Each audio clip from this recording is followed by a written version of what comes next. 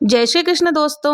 बच बारस का त्यौहार आने वाला है और आज की वीडियो में हम लोग जानेंगे कि बच बारस का जो त्यौहार है वो क्यों मनाते हैं। बच बारस की पूजा 2024 में कब मनाई जाएगी। बच बारस की पूजन में हमें क्या क्या सामग्री लगती है और बच बारस के दिन हमें क्या खाना चाहिए और क्या नहीं खाना चाहिए। तो आइए जानते हैं।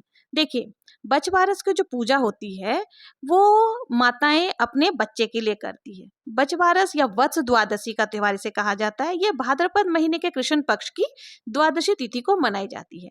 साल 2024 में बच बारस जो है वो 30 अगस्त को मनाई जाएगी। इस दिन सुहागिन महिलाएं गौ माता और उनके कुल के सम्मान में व्रत रखती है। माना जाता है कि इस व्रत को करने से संतान के जीवन में सुख समृद्धि आती है और उसके जीवन से सारे संकट जो होते हैं वो दूर हो जाते हैं। धार्मिक मान्यता के अनुसार गौ माता के प्रत्येक अंग में देवी देवताओं का वास माना जाता है, इसलिए गाय माता के पूजा करने का विधान है। और गाय माता की पूजा करने से संतान को लंबी आयु और अच्छे स्वास्थ्य भी मिलती है। तो हमें देखिए इस पूजा के लिए कौन कौन सी सामग्री चाहिए ये जान लेते हैं। हमें 1 लोटा जल ले लेना है, रौली ले लेनी है, हल्दी ले लेनी है, साथ ही हमें मेहंदी ले लेनी है और काजल भी आपको जरूर से ले लेनी है। और इसके साथ ही हमें मौली धागा वस्त्र स्वरूप समर्पित करने के लिए ले लेनी है। हमें मूंग ले लेना है, मोठ लेना है और बाजरा लेना है। इन सारी चीजों को हमें भिगो करके लेना है। तो और काले चने, बाजरा और काले चने आप जरूर से ले लें। हमें एक नींबू भी ले लेनी है।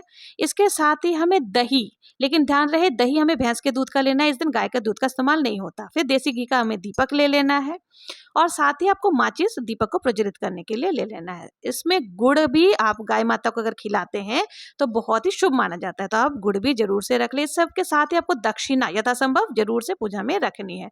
तो यहाँ हमने दक्षिणा भी ले लिया है। और इसके साथ ही हमें देखिए खीरा, कांचरी, मिर्ची और नारियल की जो गीट होती है ये भी हम समर्पित करते हैं। तो इसको ऐसे माला बना लिया जाता है। माला के रूप में हम गौ माता को पहनाते हैं या गौ माता को समर्पित करते हैं। तो देखिए माला बनाने के लिए आपको क्या करना है, मौली धागा ले लेनी है, उसमें मिर्ची को और इस तरह से पिरो लेना है। तो जैसे खीरे को हमने इससे पिरो लिया है, तो इस तरह से हम पिरो करके माला बना लेंगे। तो यहाँ पर मैंने सारी मिर्ची और ये नारियल की गीट आदि से माला बना लिया है और ये कांचरी आदि से माला बना लिया है। ये गाय माता को पहनाते हैं और उसके बाद फिर गाय माता इसको खा लेती है। तो इस तरह से हमें ये सारी सामग्री ले लेनी है। इन सब के साथ ही अगर आप घर में पूजन कर रहे हैं, आप नहीं जा सकते कहीं आपके आसपास, इस तरह से देखो हमारी ये माला तैयार हो गई है। अब हमें क्या करना है, इसे पूजन करने के लिए जाना है। तो अगर आप घर, आपके आसपास में गौशाला है या गाय माता रहती हैं तो वहां पर जाकर के आप गाय और बछड़े की पूजा कर सकती हैं।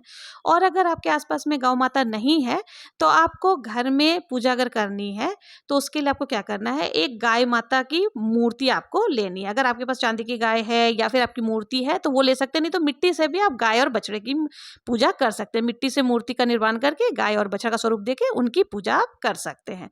अब आपको एक ब्लाउज पीस भी ले लेनी है या फिर आप अपनी इच्छा अनुसार, सामर्थ्य अनुसार ले सकते हैं, साड़ी भी ले सकते हैं और वो गौ माता को समर्पित आपको करना है। और साथ ही मोठ बाजरा पर रुपया रख करके अपने सासू माँ को बायना निकाल करके देना है।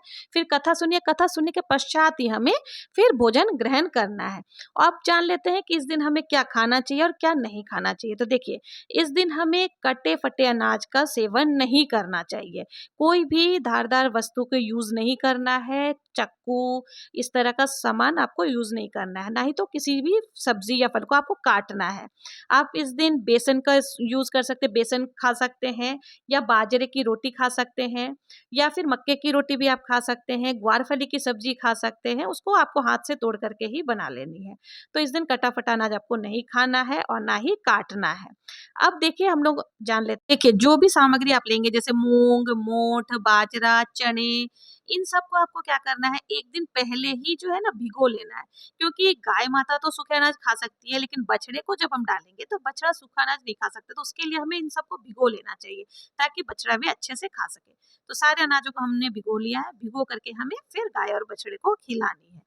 तो ये थी सारी सामग्री जो कि बछबारस के पूजन में लगती है। बछबारस का त्यौहार जो है वो जन्माष्टमी के 4 दिन के बाद मनाई जाती है। तो आप लोग भी बछबारस की जो भी सामग्री लगती है वो सारी तैयारी करके रख लें और कल अच्छे से अपने संतान की लंबी आयु और अच्छे स्वास्थ्य के लिए बछबारस की पूजा जरूर से करें। अगर आपको बछबारस की पूजा विधि जाननी है कि हम किस तरह से गाय और बछड़े की पूजा करते हैं तो आपको मेरे चैनल पर मिल जाएगी, तो आप वहां से जाकर के देख सकते हैं। अगर आपको मेरा वीडियो पसंद आया हो तो प्लीज लाइक, शेयर, सब्सक्राइब करना ना भूलें। जय श्री कृष्ण।